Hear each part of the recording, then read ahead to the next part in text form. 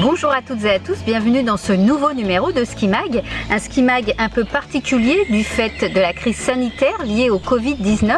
Saint-Quentin-en-Yvelines vit à l'heure du confinement. Alors quelles sont les mesures qui ont été mises en place pour les populations, pour les entreprises et dans les transports? On fait le point, c'est parti.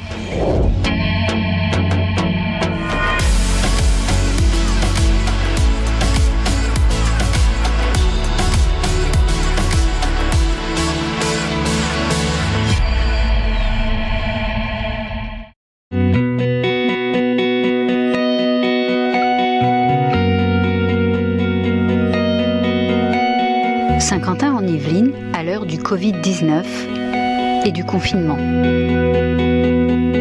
En règle générale, c'est assez respecté. On a pu évoquer, même à un moment donné, vous savez, il y a eu une espèce de discussion et de polémique sur les couvre-feux. Et pour avoir échangé avec la préfecture, mais également la police nationale et la police municipale, on s'est rendu compte que ça n'avait pas raison d'être, puisque le respect était véritablement présent, surtout le soir et la nuit.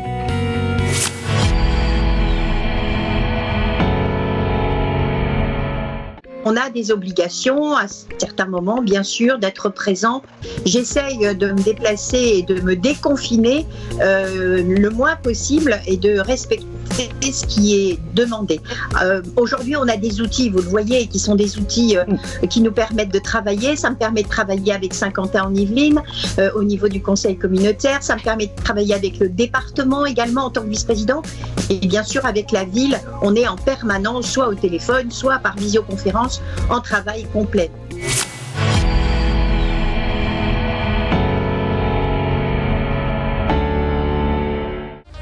On se réunit tous les mardis matins, justement par visioconférence, puisque ça nous semble indispensable d'être ensemble, ne serait-ce que pour avoir une cohérence de fonctionnement sur l'agglomération.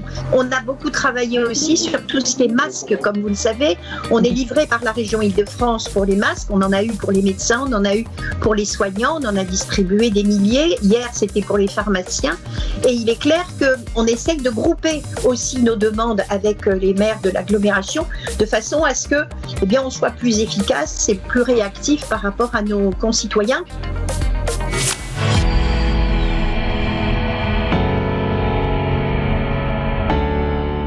Au niveau des commerces, l'application est stricto sensu exactement ce que nous demande l'État. Donc aujourd'hui, on a nos commerces de proximité qui sont ouverts, les centres effectivement de première nécessité alimentaire qui sont également ouverts, avec ce que nous essayons de voir aussi avec eux, le respect bien sûr des gestes de barrière.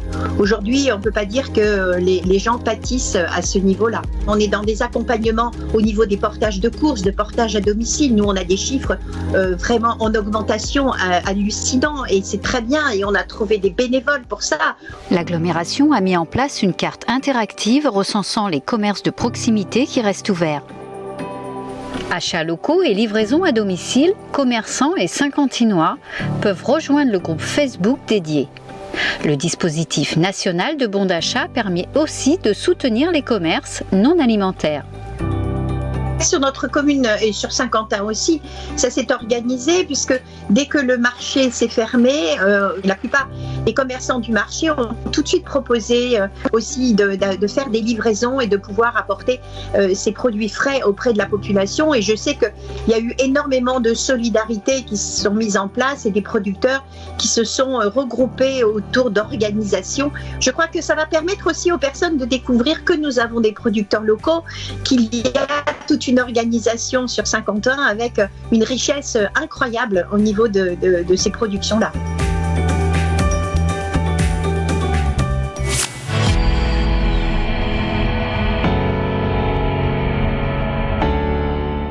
Alors, dès le début de cette crise sanitaire, les services de l'agglomération, du développement économique ont été aux côtés des entreprises. D'abord en mettant en place immédiatement un accompagnement et un guichet unique. Il y a ensuite les initiatives prises par l'agglomération dans ce qui est davantage de son ressort. Nous avons par exemple suspendu les loyers dans la pépinière d'entreprise Promopol, que je préside, qui sont aujourd'hui totalement suspendus, ces versements. Il y a aussi la même chose au sein de l'incubateur, le Skicube, dans lequel il n'y a plus aucun loyer qui est versé par les entreprises qui sont installées dans cette structure qui dépend de l'agglomération.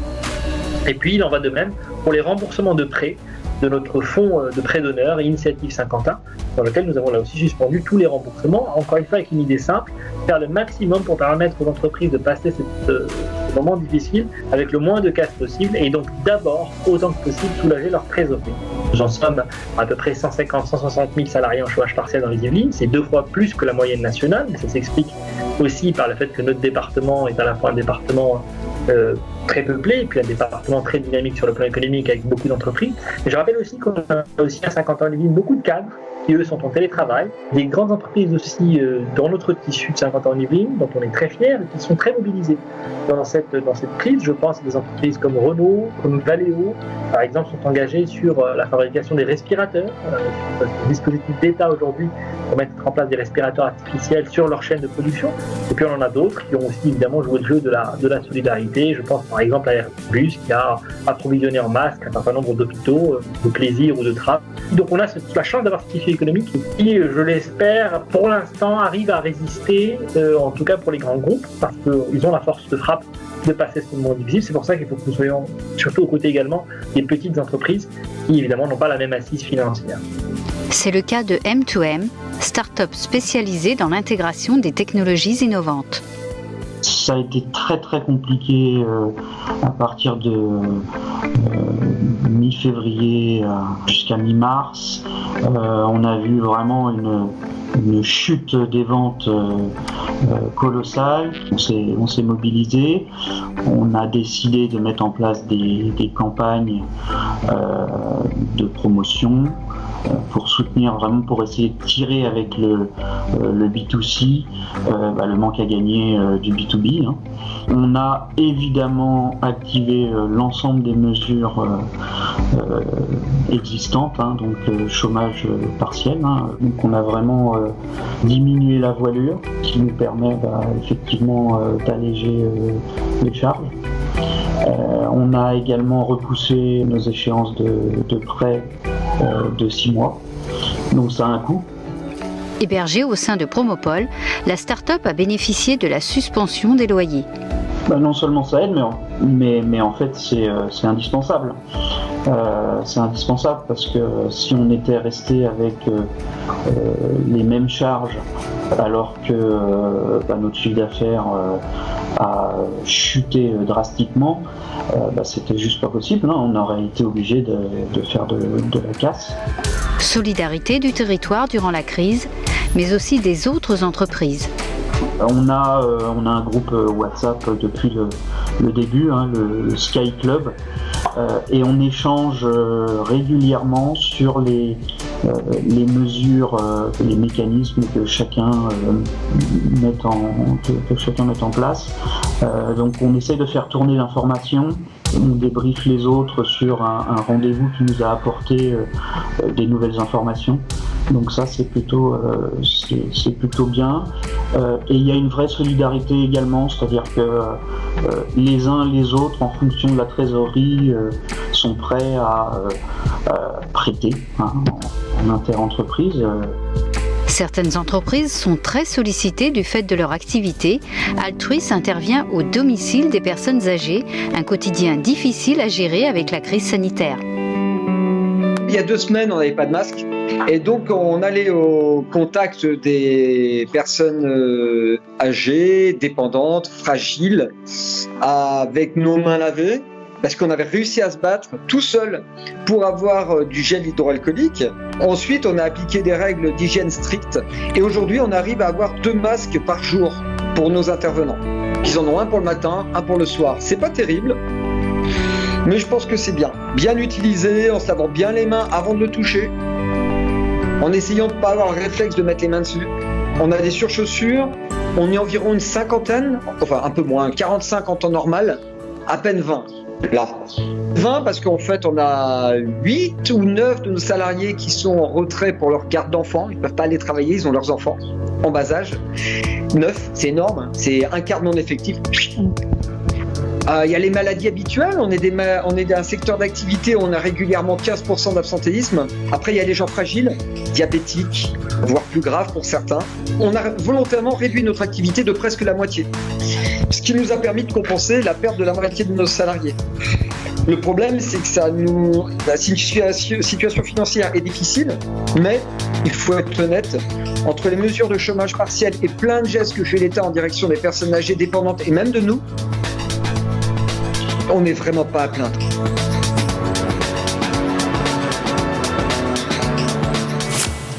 Durant cette crise sanitaire, le territoire s'organise. Transport, collecte des déchets, qu'est-ce qui est maintenu ou suspendu? On fait le point.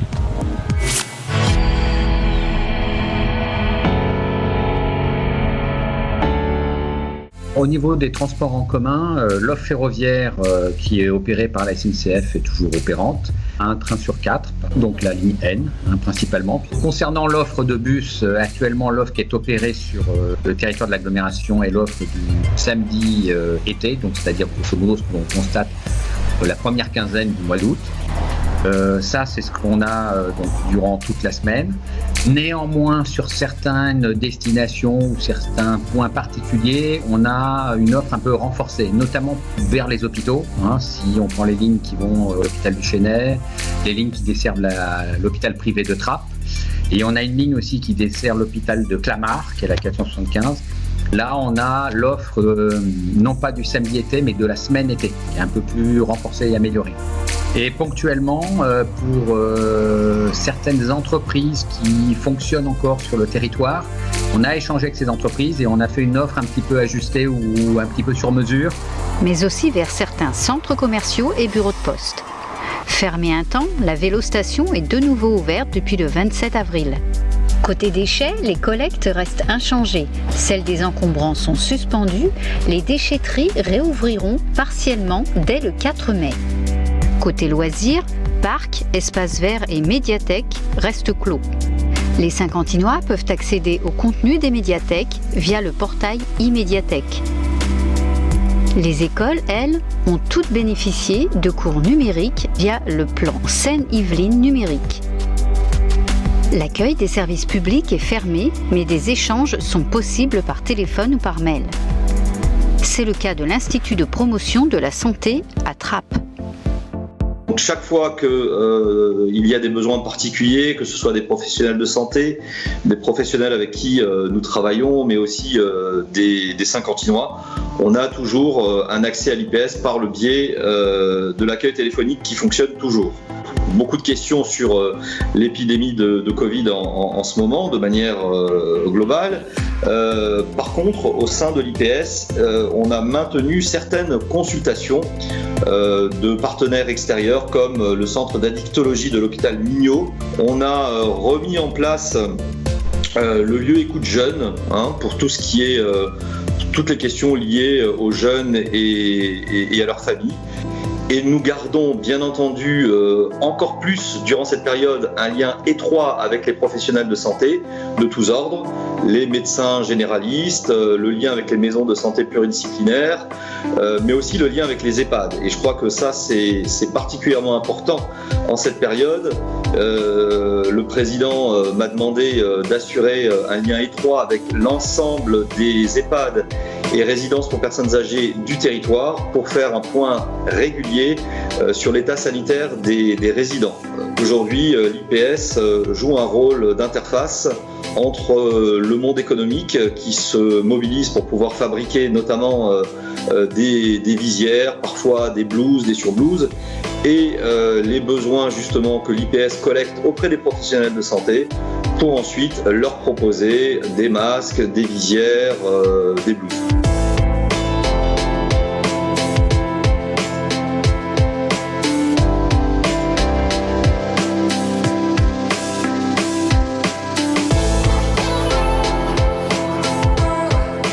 Aujourd'hui, en tout cas, les gestes sont là, l'État est là, les soignants sont là, les Français sont là, nous on est là aussi. Et moi je trouve que c'est plutôt... voilà, on fait ce qu'on peut et ça se passe plutôt bien.